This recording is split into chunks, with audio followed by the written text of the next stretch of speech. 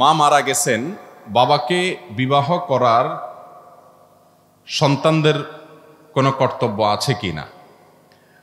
দরকারি প্রশ্ন ভাই। বাবা কিংবা মা দুনিয়া থেকে যদি চলে যান, তাহলে সেক্ষেত্রে সন্তানদের উচিত বাবা মার সব দিক খেয়াল করা। মা মারা গেছেন, বাবা নিঃসঙ্গ হয়ে গেছেন। আমাদের সমাজের সাধারণ চিত্র হলো, সন্তানরা বাবাকে বিবাহ করানো তো পরের কথা, বাবা বিয়ে করতে চাইলেও সন্তানরা সেটার জন্য শত রকমের বাধা সৃষ্টি করে। এই সন্তানকে বলা হয় স্বার্থপর সন্তান। এর চাইতে বড় স্বার্থপরতা আর কি হতে পারে? মায়ের মৃত্যুর পর বাবা যদি জীবন সঙ্গিনীর প্রয়োজন অনুভব করেন, বিশেষ করে মানুষের বয়স যখন বেশি হয়ে যায়, নিঃসঙ্গতা এবং একাকিত্বের যে কষ্ট, এটা তখন কুরে কুরে খায়, তখন একটু একান্তে কথা বলার জন্য একটা মানুষের দরকার হয়, যাকে মনের কথাগুলো খুলে বলবে।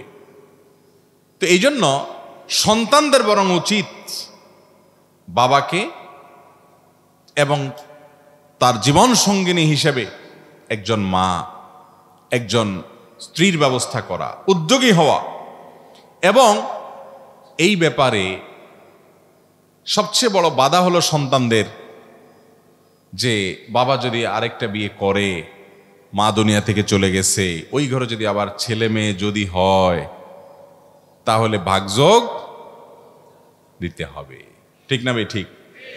এই ভাগযোগ দেওয়ার ভয়ে যদি বাবাকে আপনি অসহযোগিতা করেন, তাদের হক নষ্ট করেন, বাধা সৃষ্টি করেন। আমি অনেক ফ্যামিলি কথা জানি যে বাবা বিয়ে করার জন্য উদ্গ্রীব, কিন্তু সন্তানরা শপথ করেছে, পণ করেছে, কোনো অবস্থাতে বাপরে বিয়ে করতে দেওয়া যাবে। সন্তানদের দোষ দেওয়া লাভ কি? শুধু আমাদের সমাজের বেশিরভাগ মানুষ, আমাদের টেন্ডেন্সি, প্রবণতা, মন মানসিকতা এরকম, কারোর স্ত্রী মারা যাওয়ার পর বয়স একটু বেশি হয়ে গেছে, 50-60 বা এরকম, আরো বেশি কম বয়স হয়ে গেছে, এই বয়সে যদি কেউ বিয়ে করার চিন্তা করে, বিয়ে করার চেষ্টা করে, তার জন্য উপযুক্ত পাত্রী খোঁজাখুঁজি করে, এলাকার সব মানুষ শিপ শিপ শুরু করে। ঠিক না বে? ঠিক। বলে কত খারাপ মানুষ, বুড়া, এই বয়সে এসে বিয়ে করার চিন্তা করতেছে। আমাদের সমাজটা এমন একটা জায়গায় চলে গেছে, এই সমাজে আকাম কুকাম করলে তাকে মানুষ খারাপ বলে না, ভালো কাজ করলে তাকে মানুষ খারাপ বলে। সমাজের এই সমস্ত কুসংস্কার আমাদের ভাঙতে হবে। বিশেষ করে তরুণদের এ ব্যাপারে আরো বেশি সচেতন হতে হবে। আপনার বাবা, আপনার মা সারা জীবন আপনার জন্য উজাড় করে সবকিছু দিয়ে দিয়েছেন। তার কি প্রয়োজন আছে না আছে, তার কোনটা দরকার আছে না আছে, আপনার স্বার্থ পরে তার প্রয়োজনটাকে অগ্রাধিকার দিবেন। এটি হলো সুসন্তানের কাজ, এটাই হলো নেক সন্তানের কাজ। বাবার যদি বিয়ে করতে আগ্রহী হন, তার যদি বাধা না থাকে, এমন কিছু বয়স হয় যে অনেক বাবা আছেন যে অন্য কিছু না, শুধুমাত্র তার শারীরিক খেদমত, বয়স হয়ে গেছে, দেখা গেল যে টয়লেটে তাকে সহযোগিতা করতে হয়, নাবের নিচে পশম পরিষ্কার করতে সহযোগিতা করতে হয়। একান্ত অনেক বিষয় আছে যেগুলোতে একজন সহযোগিতা না করলে একা একা করতে পারেন না, অন্যরা করতে পারেন না। সতর ঢাকা ফরজ, সেটা অন্যের সামনে উন্মুক্ত করা যায় না।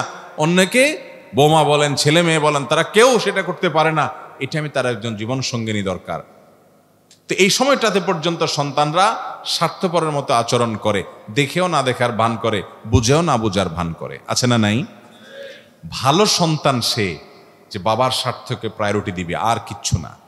এবং শুধু সন্তানের কাজ না, এখানে সমাজের মানুষের কাজ। বৃদ্ধ হয়ে গেলে, বয়স হয়ে গেলে, সেটা তো অনেক পরের কথা, বাবা মায়ের বিষয়টা আরো পরের কথা। আমাদের সমাজে কোনো মহিলার স্বামী মারা গেলে বা কোনোভাবে তালাকপ্রাপ্ত হয়ে গেছে, 2-4টা সন্তান আছে, সে যদি অন্য কোথাও বিয়ের চিন্তা ভাবনাও করে, সমাজের বেশিরভাগ মানুষ সেটাকে ভালো চোখে দেখে। এই যারা ভালো চোখে দেখে না, এই সবগুলা মানুষ গুনাহগার হবে, পাপিষ্ঠ হবে, অপরাধী হবে। একজন পুরুষ একজন নারীর শরিয়া সিদ্ধ যে অধিকার আছে সেটা থেকে বঞ্চিত করার অপরাধে। ভাইয়েরা আমার, আমাদের দৃষ্টিভঙ্গিটাকে পাল্টাতে হবে, নজরটাকে পাল্টাতে হবে, ভুলটাকে ভুল, ভালোটাকে ভালো বলতে শিখতে হবে। কোনো নারী তার স্বামী মারা গেছেন অথবা তালাক হয়ে গেছে, 2, 4, 5টা 7টাও যদি বাচ্চা থাকে, তার বিয়ে করার অধিকার আছে না নাই? শুধু আছে তা নয়, বরং তার চরিত্রের হেফাজতের জন্য বিয়ে করা কখনো কখনো ফরজও হতে পারে। কিন্তু মুখ খুলতে পারে না এই সমাজের মানুষের ভয়ে, মুখ খুলে বলতে পারে না।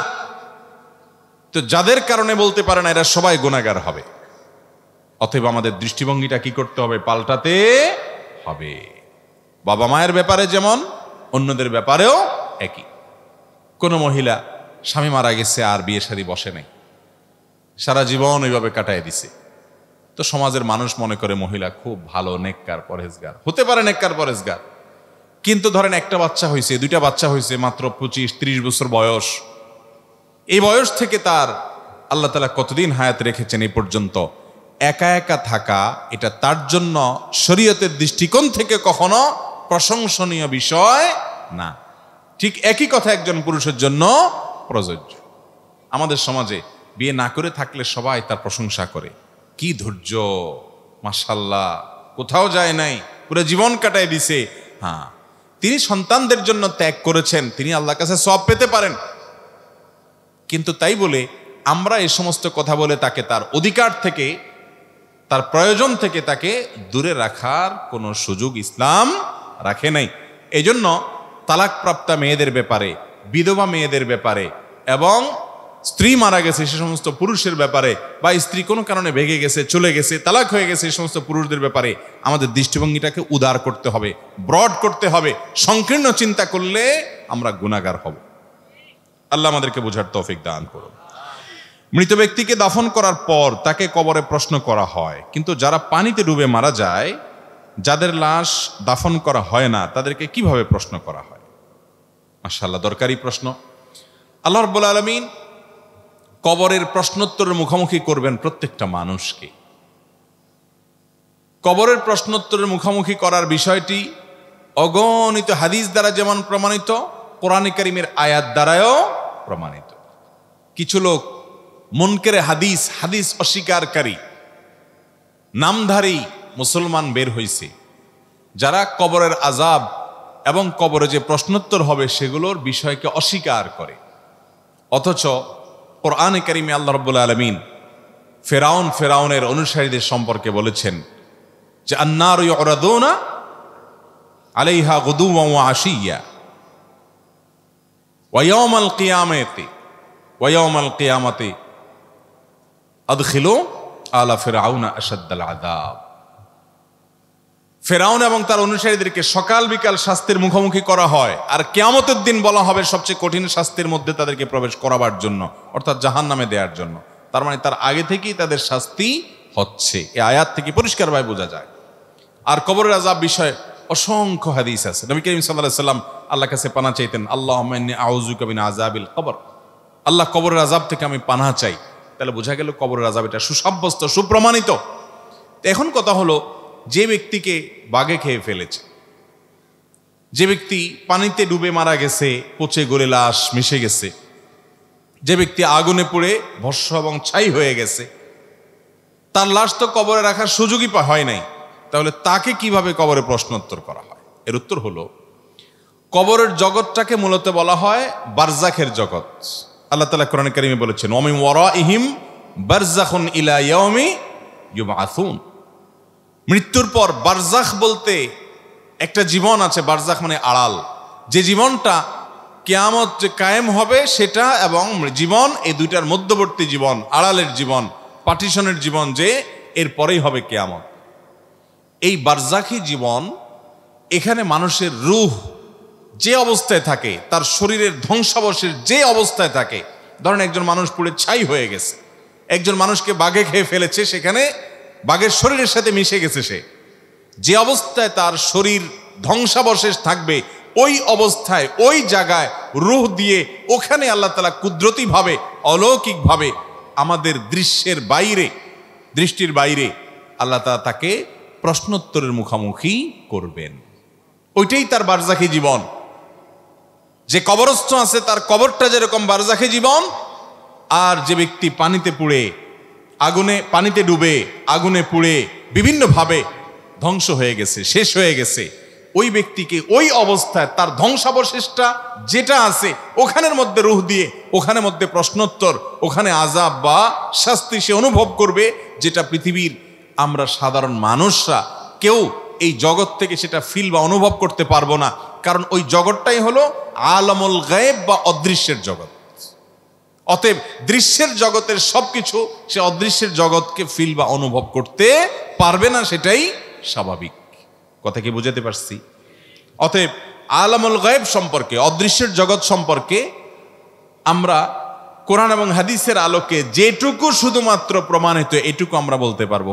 ওখানে কিভাবে, তার ধরন কিভাবে হয়, ডিটেল বিস্তারিত বিবরণ আল্লাহ তাআলা একমাত্র ভালো জানেন। কারণ ইমানের গুরুত্বপূর্ণ একটা পাঠ হলো গায়েবের প্রতি, অদৃশ্যের প্রতি, কোরআন হাদিসে যেগুলো বলা আছে কিন্তু আমরা দেখি না, সেগুলোর প্রতি ঈমান আনা।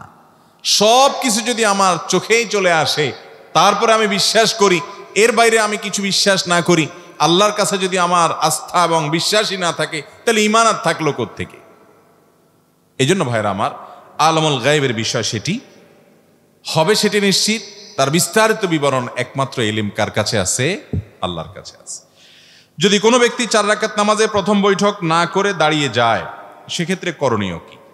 4 রাকাত নামাজের প্রথম বৈঠক অর্থাৎ দ্বিতীয় রাকাতের বৈঠকটা না করে কেউ ভুলে দাঁড়ায় গেল, এরকম যদি করে ফরজ নামাজে, তাহলে শেষে সেজদায়ে সাহু দিলেই হয়ে যাবে। যদি দাঁড়ায় গেছে তাহলে এখন আর উল্টা বসার দরকার আর নাই। আর যদি পুরোপুরি দাঁড়ায় নাই, মাত্র সেজদা থেকে ডাইরেক্ট উঠতে নিয়েছে, এর মধ্যে তার মনে পড়ে গেছে এখনো পুরোপুরি দাঁড়ায় নাই, বরং বসার দিকেই বেশি আছে, আধা আধি আছে, তাহলে সে অবস্থায় বসে যাবে আর শেষে সেজদায়ে সাহু দিয়ে দিবে, তাতে তার নামাজ হয়ে যাবে। আর যদি সে দাঁড়ায় যায় তারপরে মনে পড়ে, অনেক সময় দেখা যায় ইমাম সাহেব ভুলে দ্বিতীয় রাকাতে দাঁড়ায় গেছে, পেছন থেকে মুক্তাদি লোকমা দিছেন, তো লোকমা দিলে তখন ইমাম সাহেব দাঁড়ায় যদি গিয়ে থাকেন আর বসতে যাবেন না, নামাজ শেষ করে ফেলবেন এবং শেষে সেজদা সই দিবেন, নামাজ হয়ে যাবে। কথা কি বুঝাতে পারছি? এবং যদি বসার দিকে বেশি ঝোঁকা থাকে, ইমাম সাহেব এখনো পুরো উঠে নাই, বরং শরীরের ঝোঁক বেশি বসার দিকে আছে, ওই অবস্থায় কোনো মুক্তাদি লোকমা দিছে, তাহলে সাথে সাথে তিনি বসে যাবেন আর দাঁড়াবেন না। এরপরও যদি ভুলে দাঁড়ায় যায় তাহলে আর ব্যাক করবেন না, কারণ দ্বিতীয় রাকাতের বৈঠকটা ওয়াজিব আর শেষ বৈঠকটা ফরজ। বিধায় প্রথম বৈঠকটা ওয়াজিব যদি ছুটে যায়, সেজদা ও সাহু দিলে নামাজ হয়ে যাবে। ইমাম সাহেবের ভুল হতে পারে কি পারে না? কিন্তু আমাদের দেশে ইমাম সাহেবের ভুল হলে আমরা মুক্তাদিরা এমন একটা ভাব ধরি যে ইমাম সাহেবের আবার ভুল হয়, তার মানে এই বেচারা নামাজে মনোযোগ নাই, এবং ইমাম সাহেবের বিরুদ্ধে বাজারে বাজারে দোকানে দোকানে ফিস ফিস ফিস ফিস শুরু হয়। আছে না নাই? এই জন্য রমজান মাসে খতম তারাবিতে অনেক হাফেজ দুইজনে চুক্তি করে নেয় যে আমার ভুল হলে তুমি চুপচাপ থাকবা, খবরদার, তোমার ভুল হলেও আমি কিচ্ছু বলবো না, চুপচাপ থাকবো। এই মুক্তাদিগুলা যেহেতু বেয়াড়া, এগুলো যদি কিচ্ছু বুঝে না, ভুল হলেই শুধু চিল্লাচিল্লি শুরু করে, হ্যাঁ হাফেজ সাহেবের ভুল হয়েছে, হাফেজ সাহেব ভালো না। এই জন্য আমরা এমনভাবে তারাবি পড়বো যেটা টেরি পাবে না ভুলভাল কি হচ্ছে না হচ্ছে। পরবর্তীতে নামাজ শেষ হলে তুমি বলিও আমার কোথায় ভুল হয়েছে, পরের দিন আমি দরকার হলে ঠিক করে দিব, তারপরে ভাই লোকমা দেব না আমরা একজন আরেকজনকে। এরকম চুক্তিতে অনেক হাফেজ সাহেবরা তারাবি শেষ করে শুধুমাত্র এ মুক্তাদিদের 1 ইঞ্চি বেশি বুঝার কারণে। সব জায়গায় বেশি বুঝলে লাভের চাইতে ক্ষতি বেশি হয়। ইমাম সাহেব বা হাফেজ সাহেবদের ভুল হতে পারে কি পারে না? খুবই স্বাভাবিক একটা ব্যাপার, খুব স্বাভাবিক।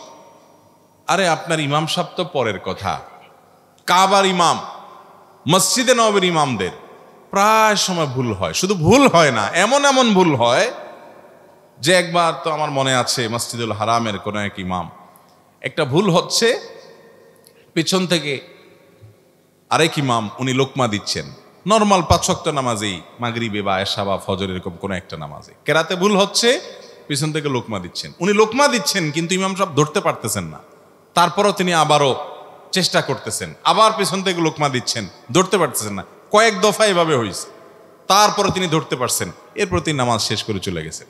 আমাদের দেশে হলে এই ইমামের চাকরি আর জীবনেও যে 3 বার লোকমা দেওয়া লাগছে আপনারা, তাও ধরতে পারেন না, আপনি কেমন ইমাম? ভাইরা আমার, কাবার ইমাম তো পরের কথা। আমাদের নবীজি সাল্লাল্লাহু আলাইহি সাল্লাম, আল্লাহর নবী, একদিন তিনি নামাজের মধ্যে ভুলে আগে বসে গেছেন। সাহাবীরা ভয়ে পিছন থেকে লোকমা দেয় না, যে উনি তো আল্লাহর নবী, আল্লাহ তাআলা তাকে সরাসরি গাইড করে জিবরিল দিয়া। তাহলে 4 রাকাতের জায়গায় তিনি 3 রাকাতে বসে গেছেন, নিশ্চয়ই আল্লাহ তাআলার কোনো নতুন বিধান হয়তো আসছে। সালাম ফেরানোর পর সাহাবীরা বললেন, ইয়া রাসূলুল্লাহ, আকুসিরাতিস সালাতু আম নাসিত, নামাজ কি আল্লাহ কমায় দিছে না আপনি ভুলে গেছেন? নবী করিম সাল্লাল্লাহু আলাইহি সাল্লাম বললেন, বাল নাসিত, না না আমি ভুলে গেছি বরং। এরপরে শুধরায় নিলেন। তাহলে আমাদের ইমাম সাহেবদের ভুল হওয়া স্বাভাবিক না অস্বাভাবিক? আমাদের দেশে মানুষের টেন্ডেন্সি হলো নিজে যত রকমের টাউট বাটপারগিরি সব করবে, আর আশা করে হুজুরটা হবে আস্ত একটা ফেরেশতা। এটা ভুল। হুজুরও মানুষ, দিন শেষে ভুল হতেই পারে, এটাকে স্বাভাবিকভাবে নিতে হবে, এটাকে দোষের কিছু মনে করা যাবে না। তাহলে সেক্ষেত্রে সব ঠিকঠাক থাকবে। আর না হলে যে হাফেজরা চুক্তি করবে, আপনি টেরও পাবেন না। বুঝতে পারছেন? বেশি চালাকি করা যাবে না। তাহলে কথা হলো, ইমাম সাহেব যদি ভুল করেন, মুক্তাদিরা লোকমা দিবেন। প্রায় সময় ভুল হতে পারে, কোনো দোষের কিছু নেই, কোনো দোষের কিছু নাই। মনোযোগ না থাকার কারণেই সবসময় ভুল হয় এমন না, বয়সের ভারের কারণে, শারীরিক অসুস্থতার কারণে, নানা কারণে হতে পারে। এ হওয়াটা দোষের না। ভুল হওয়াটা যদি দোষের হতো, তাহলে নবীজির ভুল নামাজের মধ্যে হতো না। আল্লাহ তাআলা তার নবীজির ভুল হয়ে, ভুল করায়া নামাজের মধ্যে প্রমাণ করেছেন যে তোমাদের ইমামদের এরকম ভুল হতে পারে। কিন্তু এর মানে এই না যে ইমাম সাহেবরা দায়িত্বহীন থাকবেন। ইমাম সাহেব মুক্তাদিদের নেতৃত্ব দিচ্ছেন, তার নামাজের সবচেয়ে মনোযোগ থাকতে হবে, ধীরস্থিরতা থাকতে হবে, সুন্দর থাকতে হবে। ইমাম সাহেবকে সেই রকম ইমাম দেখে দেখে নিয়োগ দিতে হবে কর্তৃপক্ষ। কিন্তু ভুল হয়ে গেলে এটা নিয়ে এত হইচই করার কিচ্ছু নাই, খুবই স্বাভাবিক, খুবই স্বাভাবিক। এরপরে প্রশ্ন হলো, কোনো ব্যক্তি ইমানদার অবস্থায় সদকা জারিয়া করে মাঝখানে যদি শিরক করে, আবার তওবা করে, ইমানদার হওয়ার পর ওই সদকায়ে জারিয়ার সওয়াব জারি থাকবে কিনা? যদি কোনো ব্যক্তি সদকায়ে জারিয়া মূলক কোনো কাজ করে, মাঝখান দিয়ে শিরকে লিপ্ত হয়ে ইমান হারা হয়ে যায়, আবার সে যদি ইমানে ফিরে আসে, তো তার পেছনের যে নেকামল আছে, ভালো কাজ আছে, আল্লাহ তাআলা চাইলে সেগুলো তাকে তার আমলনামা যুক্ত করতে পারেন। কিন্তু ইমান চলে যাওয়ার পর যখন মানুষ নতুন করে মুসলমান হয়, তখন তার খাতা নতুন করে শুরু হয়, এবং ইমান আনার আগে যে ভুল ত্রুটি মাঝখানে হয়েছে সেগুলো আল্লাহ তাআলা মাফ করে দেন। আল ইসলামু ইয়াহদিমু মা কানা ক্বাবলা, কারণ ইসলাম গ্রহণ করার আগে ভুলভাল কিছু হয়ে থাকলে সেগুলো আল্লাহ তাআলা মাফ করে দেয়। তবে কাফের থাকা অবস্থায় নেকামল করলে, ভালো কাজ করলে সেটা কাউন্ট হয় না, কারণ তার মধ্যে কি নাই? ঈমান নাই। তবে যদি কেউ আহলে কিতাব, ইহুদি বা খ্রিস্টান, সেখানে সেই ধর্মের উপরে তারা সঠিকভাবে থাকে, আল্লাহর নবী ঈসা এবং মূসা আলাইহিস সালামের প্রতি ঈমান আনে, এবং তারপরে মুহাম্মদ সাল্লাল্লাহু আলাইহি ওয়াসাল্লামের প্রতি ঈমান আনে, আল্লাহ তাআলা কোরআনে কারীমে বলেছেন যে তাদের বিনিময় ডাবল দেওয়া হবে, সওয়াব দেওয়া হবে। কি? কারণ তারা আগের নবীর প্রতি ঈমান আনছে, পরের নবীর প্রতিও কি আনছে? ঈমান আনছে, যদি এরকম কোন আহলে কিতাব থাকে। এরপরে প্রশ্ন হলো, ফুটবল খেলা এবং দেখা জায়েজ আছে কিনা? ফুটবল খেলা এবং ফুটবল দেখা শর্ত সাপেক্ষে জায়েজ আছে, আবার শর্তের অনুপস্থিতিতে জায়েজ থাকবে না। আমরা অনেকে মনে করি খেলাধুলা বোধহয় ইসলামে হারাম। সব খেলাধুলা, আনন্দ বিনোদন, হাসি রসিকতা, এগুলো বলতো ইসলামে নাই। ইসলামে শুধু নামাজ কালাম আছে, রোজা আছে, জাকাত আছে, হজ আছে, ওয়াজ শোনো, ওয়াজ করো, গুরু গম্ভীর জিনিসপত্র আছে। আমাদের দুনিয়াতে বেঁচে থাকার জন্য একটু হাসি, একটু বিনোদন, একটু খেলা, একটু আনন্দ, এগুলোর দরকার আছে না নেই? এগুলো ছাড়া মানুষ বাঁচতে পারে? মানুষ তো সামাজিক প্রাণী, সামাজিক অনেক বিষয় যেরকম তাদের দরকার হয়, বিনোদনমূলক অনেক কিছুরও দরকার। সেই বিনোদনের সকল ব্যবস্থা ইসলামে আছে। ইসলামে কোনো কিছুর অভাব বা সংকট নাই। মুসলমান যথেষ্ট সমৃদ্ধ, অমুসলমানের কাছ থেকে ধার করে কোনো কালচার বা সংস্কৃতি আনার দরকার নেই। মুসলমানের নিজস্ব সংস্কৃতি স্বয়ং সম্পূর্ণ। যেমন আমাদের প্রিয় নবী সাল্লাল্লাহু আলাইহি ওয়াসাল্লাম, তিনি কবিতা আবৃত্তি করার জন্য অনুমতি দিতেন। তিনি নিজেও কবিতা আবৃত্তি করেছেন। খন্দকের যুদ্ধের সময়, পরীক্ষা খনন করার সময়, মসজিদে নববী নির্মাণের সময় এবং তাবুকের যুদ্ধের সময়, তাবুক নয়, আপনার হুনাইনের যুদ্ধের সময় তিনি কবিতা আবৃত্তি করেছেন। আনান নবিয়্যু লা কাযিব আনা ইবনু আব্দুল মুত্তালিব, তিনি কবিতা আবৃত্তি করেছেন। আল্লাহুম্মা গফিরলিল আল্লাহুম্মা লা আইশা ইল্লা আইশাল আখিরা ফাগফিরলিল আনসারি ওয়াল মুহাজিরা, এগুলো নবীজির কবিতা। কষ্টের সময় কষ্টের কাজ করলে কষ্ট দূর করার জন্য মানুষ দেখবেন শ্রমিকরা গান গেয়ে উঠে, আছে না? যে কষ্ট দূর করবার জন্য, হালকা করার জন্য আপনার খেতে খামারে কাজ করতেছে অনেকে, তো গান ধরে। এই গানের কথামালার মধ্যে যদি খারাপ কিছু না থাকে, এখন গান মানে তো দুই নম্বরই, গান মানে হলো যৌনতা, গান মানে হলো নোংরামি, অসভ্যতা বেশিরভাগ। কিন্তু গানের কথামালার মধ্যে যদি আমার রবের প্রশংসা থাকে, মা বাবার জন্য স্মৃতিচারণমূলক গান হয়, নিজের দেশ অঞ্চলকে ঘিরে কোনো গান হয়, তাহলে সে গানে ইসলামে কোনো নিষেধাজ্ঞা নাই, যদি সেখানে মিউজিক্যাল ইনস্ট্রুমেন্ট ব্যবহার না হয়। নবীজি সাল্লাল্লাহু আলাইহি সাল্লাম করেছেন। সাহাবীদের মধ্যে হাসান ইবনে সাবিত রাদিয়াল্লাহু তাআলা আনহু করেছেন, তিনি অনুমোদন করেছেন। একবার নবী করিম সাল্লাল্লাহু আলাইহি সাল্লামের বাসায় আম্মা জান আয়েশা রাদিয়াল্লাহু তাআলা আনহা বলছেন যে তিনি শুয়ে আছেন, দুইটা বাচ্চা মেয়ে গান করছে, গান ধরছে। আবু বকর রাদিয়াল্লাহু তাআলা ঢুকে বলতেছে, আরে নবীজির ঘরে বসে গান, ধমক দিছে। নবী করিম সাল্লাল্লাহু আলাইহি সাল্লাম উঠে এসে বলছেন, দাও হুমা, তাদেরকে গান গাইতে দাও। খালি গলায় গান গাচ্ছে, এখানে কোনো মিউজিক বাদ্যযন্ত্র নাই, গানের কথার ভিতরে খারাপ কিছু নাই। গজল মানে খোলা গলা, খালি গলার সঙ্গীত যেটাকে বলেন, যেখানে খারাপ কিছু নাই, সেটা তারা গাচ্ছে, কোনো অসুবিধা নেই। এখন গান তো মানেই হলো প্রেম প্রীতি। এখন গান মানেই কি? আর এই প্রেম প্রীতি নামে অবৈধ যত সম্পর্ক আছে, এগুলোর যত গান আছে, এগুলাও দেখেন, এগুলো মানুষকে আরো অশান্তিতে নিয়ে যায়, এগুলো শান্তি দিতে পারে না। এই জন্য প্রেম প্রীতির যত গান আছে দেখবেন, জ্বলে গেল রে, পুড়ে গেল রে, শেষ হয়ে গেলাম রে, মরে গেলাম রে, তো ওই কপাল পড়া আসলে শেষ হয়ে যায়, ধ্বংস হয়ে যায়, ওর দুনিয়া বরবাদ, আখিরাতও বরবাদ। কিন্তু আপনি যদি আল্লাহর প্রশংসায় গান গান, দেখবেন দিলটা ভালো লাগতেছে। আপনি যদি নবীর প্রশংসা, নবীর হামদ পড়েন, দেখবেন দিলটা ভালো লাগতেছে, আপনার মনটা ভালো লাগতেছে। এগুলো নিষেধ না, এই বিনোদন ইসলামে আছে। সেখানে মিউজিক থাকতে পারবে না, কথার মধ্যে গানের খারাপ কিছু থাকতে, ছেলেরা ছেলেদের মধ্যে গাইবে, মেয়েরা মেয়েদের মধ্যে গাইবে, বাচ্চারা যে কোনো জায়গায় গাইবে, বিয়ের অনুষ্ঠানে বিশেষ করে বাচ্চারা গাইবে, সেখানে মিউজিকের ব্যবহার থাকবে না। এখন তো আমরা মিউজিক দিয়ে ডেক সেট বাজাই, যেটা হারাম। ভাইরা আমার, খেলাধুলা হিসাবে ইসলামে নবী করিম সাল্লাল্লাহু আলাইহি সাল্লাম একবার এক বাজারে গেলেন, যায় দেখলেন দুই দল তারা শুটিং প্রতিযোগিতা করতেছে, তীর মারার কম্পিটিশন করতেছে দুই দল। নবী করিম সাল্লাল্লাহু আলাইহি সাল্লাম যে বললেন, আমি অমুক দলের পক্ষে আছি, দাও তোমরা খেলা চালাও।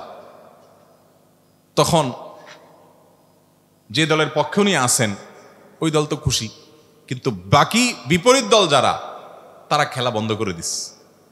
নবী করিম সাল্লাল্লাহু আলাইহি সাল্লাম বললেন, কি ব্যাপার, তোমরা খেলা বন্ধ করে দিলা কেন? বলে, ইয়া রাসূলুল্লাহ, আপনি ওই দলে আছেন, আপনি ওদের পক্ষে যখন আসেন, তখন ওই দিকে কিভাবে তীর মারি আমরা? তখন নবী করিম সাল্লাল্লাহু আলাইহি সাল্লাম বললেন, ঠিক আছে, আমি দোনো দলের সাথে আছি, তোমরা খেলো, তারপরও তোমরা খেলো। এই তীর মারার প্রতিযোগিতা রাসূল আকরাম সাল্লাল্লাহু আলাইহি ওয়াসাল্লাম এলাও করেছেন। মসজিদে নববীর আঙ্গিনা ইথিওপিয়ান সাহাবীরা, নিগ্রো সাহাবীরা খেলাধুলা করছে। আম্মা জান আয়েশা বলেন, আমাকে একটু নিয়ে যান, আমি দেখব। তাহলে ভাইরা আমার, যদি কোনো যুবক, যে কোনো বয়সের মানুষ ফুটবল খেলে, সেই ফুটবল খেলার যদি সতর ঢাকা থাকে, সেখানে যদি একদল আরেক দলের কোনো টাকা পয়সা লেনদেন না করে, নিজেদের মধ্যে আদান প্রদান না করে, জুয়া যদি না থাকে, এটা শুধু শারীরিক কসরতের জন্য হয়, যে আমার শারীরিক ব্যায়াম হবে, মানসিক ফুর্তি হবে, তো এই ধরনের খেলাধুলা খেলা জায়েজ আছে, এবং এটা দেখাও কি আছে।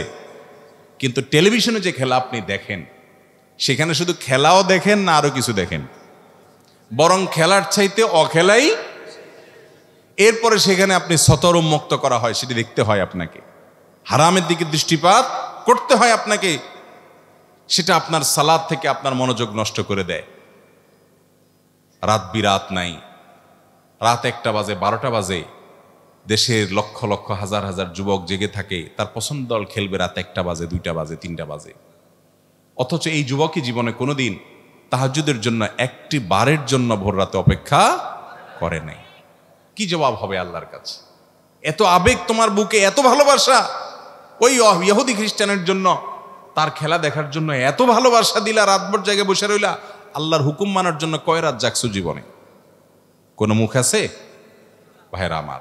অতএব এই খেলাধুলা জায়েজ আছে, এইভাবে বিনোদন করলে সেটা জায়েজ আছে, এবং এটা দেখাও জায়েজ আছে। আমরা ইসলামটাকে শুষ্ক মনে না করি যে ইসলামে কোনো বিনোদন নাই, হাসি নাই, আনন্দ নাই। সবকিছু আছে ভাই, সবকিছু আছে।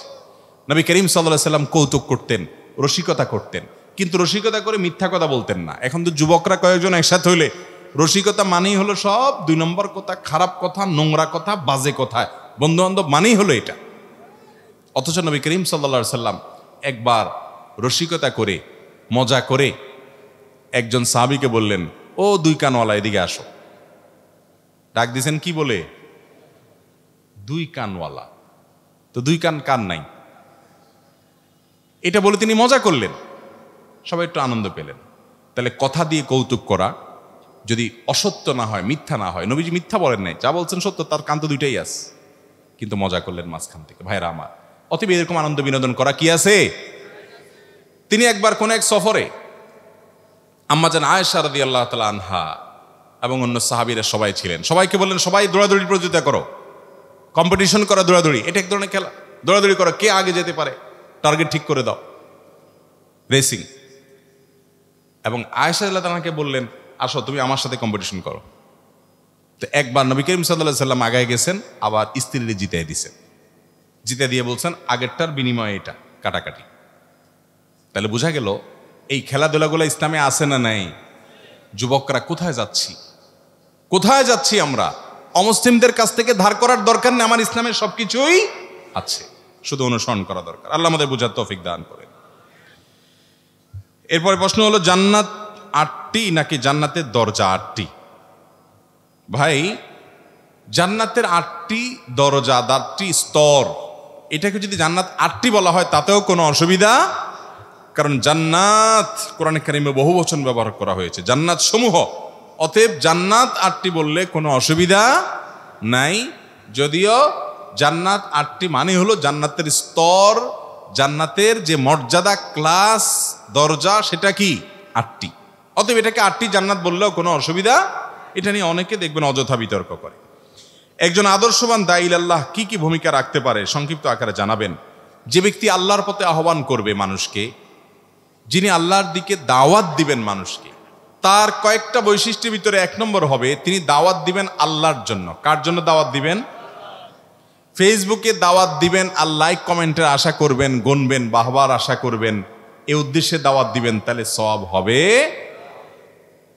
লাইক কমেন্ট বেশি পাইছেন, মানুষের কাছে বেশি পৌঁছাইছে, এই জন্য খুশি হয়েছেন, এটা হতে পারে, এটা প্রাকৃতিক, এটা দোষের না। কিন্তু লাইক পাইলেই দাওয়াতি কাজ করবো, আর না হলে করবো না। লাইকই আমার উদ্দেশ্য, কমেন্টই উদ্দেশ্য, ফেসবুক সেলিব্রিটি হওয়াই উদ্দেশ্য, তাহলে এই দাওয়াতটা আল্লাহর জন্য হলো না। আল্লাহর জন্য দাওয়াত দিতে হবে, এটা হলো দায়ীর প্রথম বৈশিষ্ট্য, যে আল্লাহর কাছ থেকে আমি বিনিময় চাই। ইন আজরিয়া ইল্লা আলাল্লাহ, আল্লাহ ছাড়া কারোর কাছ থেকে বিনিময় আশা করি না। 2 নম্বর হলো তিনি দাওয়াত দিবেন, এই দাওয়াত হবে কোরআন হাদিসের দিকে, মন গড়া কোনো মতবাদের দিকে না।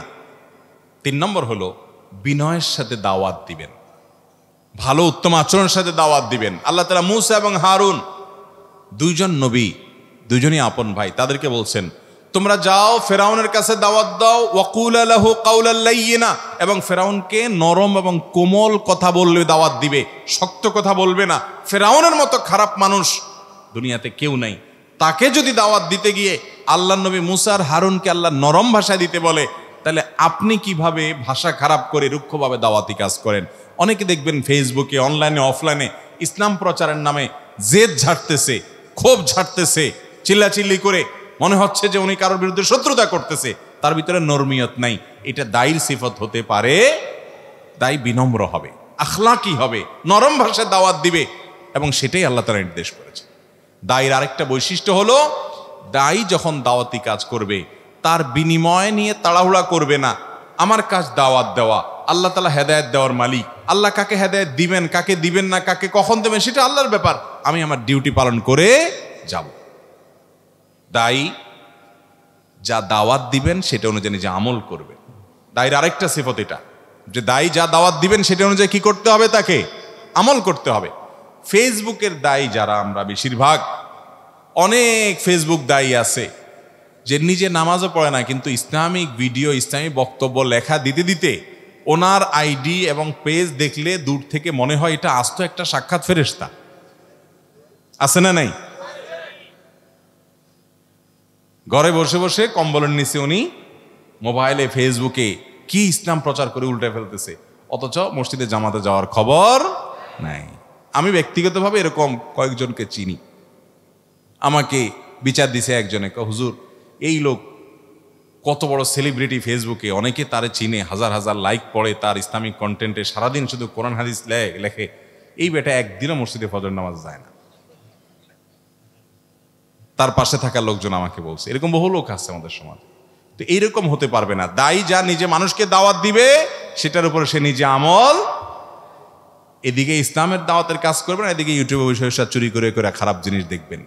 এটা কখনো ভালো দায়ীর কাজ হতে, আল্লাহ তাআলা আমাদেরকে সবাইকে ভালো দায়ী হওয়ার তৌফিক দান করুন। সব মুসলমানকে দাওয়াতের কাজ করতে হবে। টাকার অভাবে একজন পার্টনার নিয়ে ব্যবসা শুরু করি, কিন্তু এখন টাকা ফেরত চাচ্ছে, টাকা ফেরত দিলে ব্যবসার ক্ষতি হচ্ছে, এমত অবস্থায় সুদী ব্যাংক থেকে লোন নিয়ে ব্যবসা করা যাবে কিনা?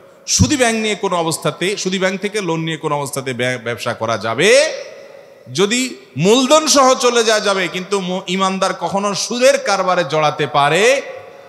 আল্লাহর জমিনে যত হারাম উপার্জন আছে, হারাম বক্ষণ আছে, এর মধ্যে সবচেয়ে ডেঞ্জারাস, সবচেয়ে ভয়াবহ হলো সুদের কারবার। সুদের কারবারের মতো ভয়াবহ আরেকটা আল্লাহর জমিনে, আপনি যদি 2 কেজি কুকুরের গোশত কিনেন খান, আপনি যদি 2 কেজি শুকরের গোশত রান্না করেন, ওইটাতে যত রকমের অপরাধ হবে, সুদের কারবারে জড়ালে তার চেয়ে বেশি অপরাধ হবে। আল্লাহ তাআলা কোরআনে কারীমে বলেছেন, ফাআযানু বিহারবিন মিনাল্লাহি ওয়া রাসূলি, তোমরা আল্লাহ এবং রাসূলের বিরুদ্ধে যুদ্ধের ঘোষণা নাও যারা সুদের কারবার করো। দেখতে এটা বোঝার উপায় নাই যে এটাতে খারাপ কি আছে, সে একটু সুদই তো খাইছে। সুদ এত ডেঞ্জারাস, আমাদের ইমানকে শেষ করে, আখিরাতকে শেষ করে দেয়। নিজের মায়ের সাথে জিনা করা কত ডেঞ্জারাস অপরাধ, সুদের কারবার তার চাইতে মারাত্মক অপরাধ।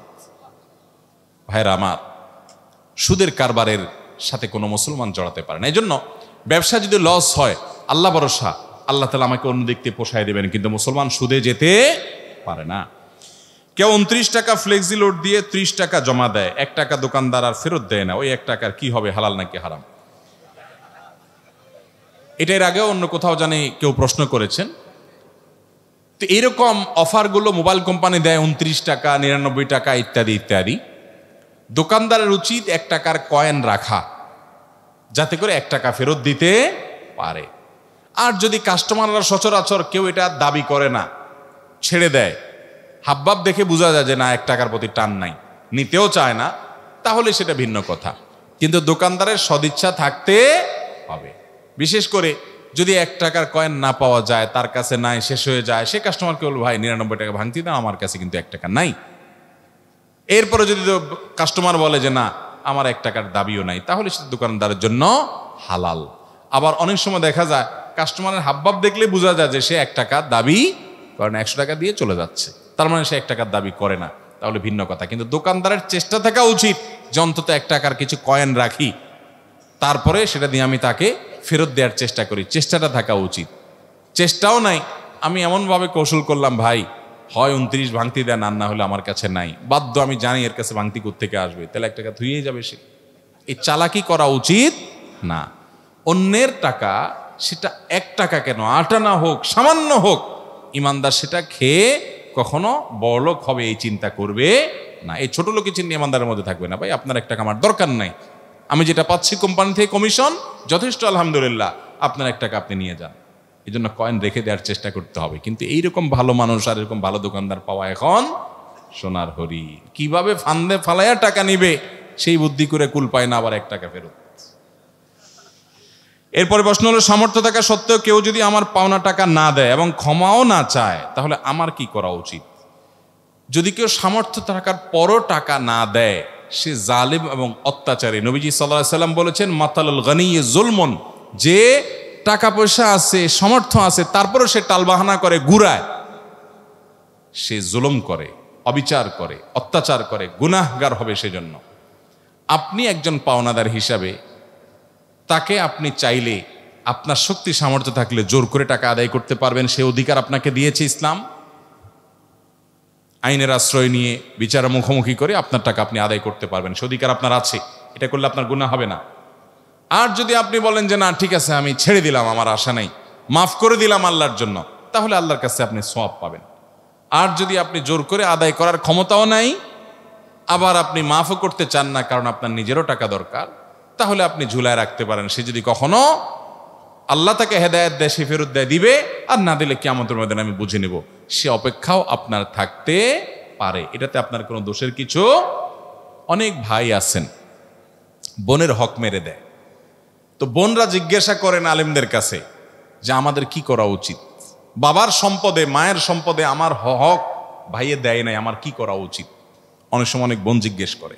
একবার ডক্টর খন্দকার আব্দুল্লাহ জাহাঙ্গীর রহমাল্লাহকে কোন এক টেলিভিশন প্রোগ্রামে এরকম একটা প্রশ্ন করছিল কোন এক বোন।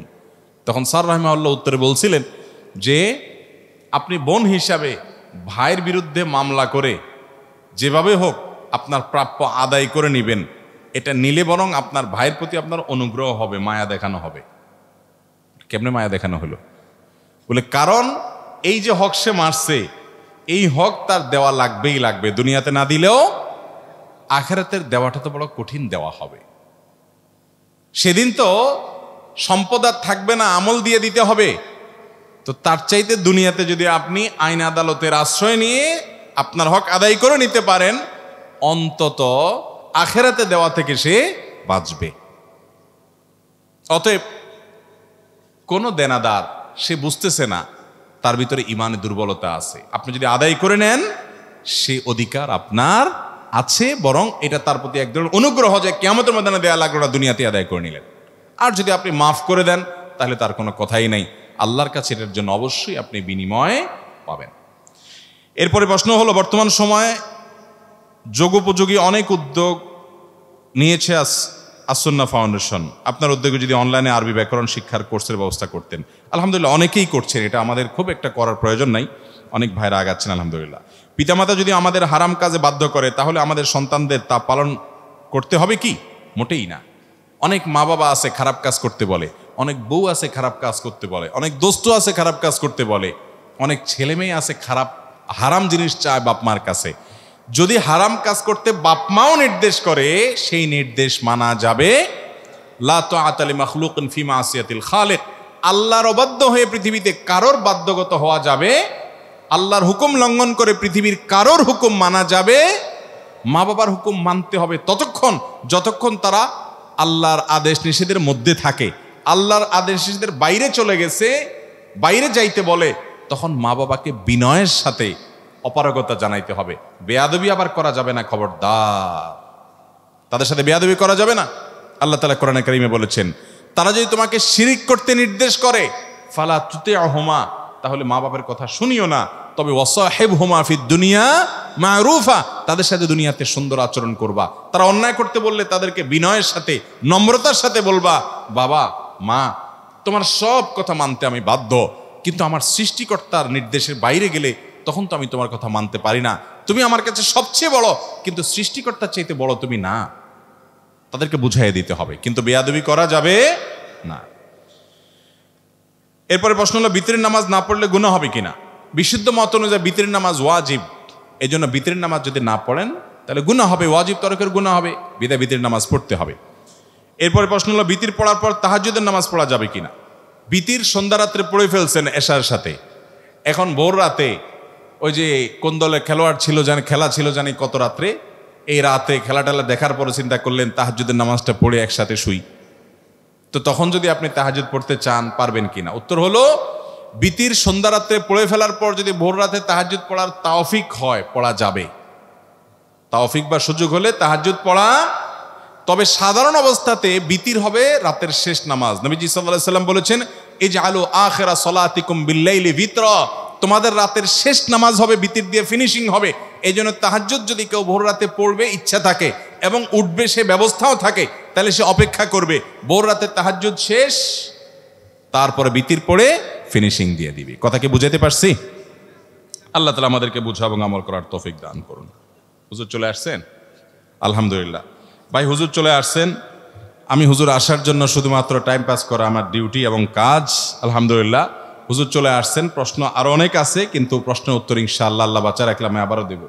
কই আসছেন? চলে আসছেন? জি, জাযাকুমুল্লাহ খাইর। আমরা যে কথাগুলো এতক্ষণ শুনলাম, জানলাম, বুঝলাম, আল্লাহ তাআলা আমাদের সবাইকে আমল করার তৌফিক দান করুন। সবাই আমল করবো তো ইনশাআল্লাহ? আল্লাহ তাআলা আমাদেরকে উপকারী কথাগুলো অনুযায়ী আমল করার তৌফিক দান করুন। এবং হুজুর আসছেন, হুজুরের গুরুত্বপূর্ণ আলোচনা বক্তব্য পেশ করবেন। পুরো আলোচনা আমরা মনোযোগ সহকারে শুনবো। আল্লাহ তাআলা আমাদের সবাইকে আমলের তৌফিক দান করুন। হুজুর অসুস্থ মানুষ, আল্লাহ তাআলা তাকে শিফা কামিলা আজলার জন্য দান করেন, আমরা দোয়া করি। হাযা ওয়া উসাল্লি ওয়া উসাল্লিমু আলা নবিয়িনা মুহাম্মদ ওয়া জাযাকুমুল্লাহু খায়রা। ওয়াসসালামু আলাইকুম ওয়া রাহমাতুল্লাহি ওয়া বারাকাতুহু।